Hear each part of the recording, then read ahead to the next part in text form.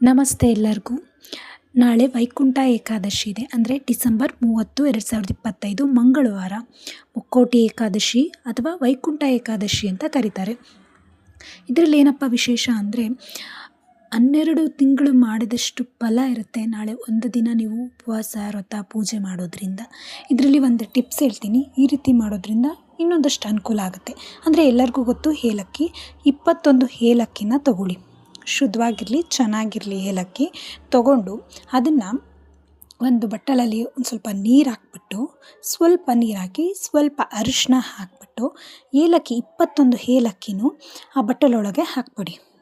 21 ಏಲಕ್ಕಿ ತೊಗೊಂಡಿರ್ತೀರಲ್ಲ, ಅರಿಶಿನದ ಬಟ್ಲಲ್ಲಿ ಒಂದು ಸ್ವಲ್ಪ ನೀರು ಹಾಕ್ಬಿಟ್ಟು 10 ನಿಮಿಷ ಆ ಏಲಕ್ಕಿ ಅರಿಶಿನದ ನೀರಲ್ಲಿ ನೆನಿಬೇಕು. ಅಂದರೆ ಸ್ವಲ್ಪ ಸಾಫ್ಟ್ ಆಗುತ್ತೆ.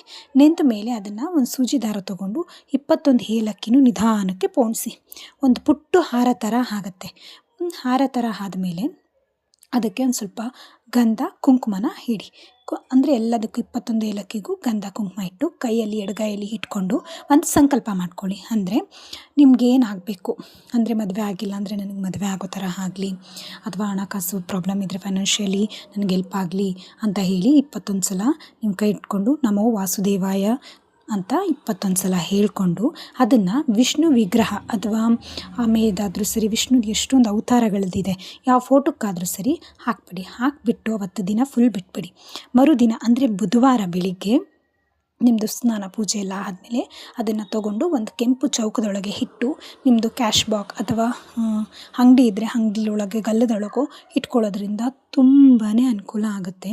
ನಿಜವಾಗ್ಲೂ ಇದರಿಂದ ನಿಮಗೆ ಲಕ್ಷ್ಮಿ ಒಲಿತಾಳೆ ಅಂತ ಅನ್ಬೋದು, ಅಥವಾ ನಿಮ್ಮ ಇಷ್ಟಾರ್ಥಗಳೆಲ್ಲ ಸಿದ್ಧಿ ಆಗುತ್ತೆ ಅಂತ ಹೇಳ್ಬೋದು. ನಾನು ಇದನ್ನು ಟ್ರೈ ಮಾಡಿದ್ದೀನಿ, ನೀವು ಟ್ರೈ ಮಾಡಿ. ಎಲ್ಲರಿಗೂ ಒಳ್ಳೆಯದಾಗಲಿ.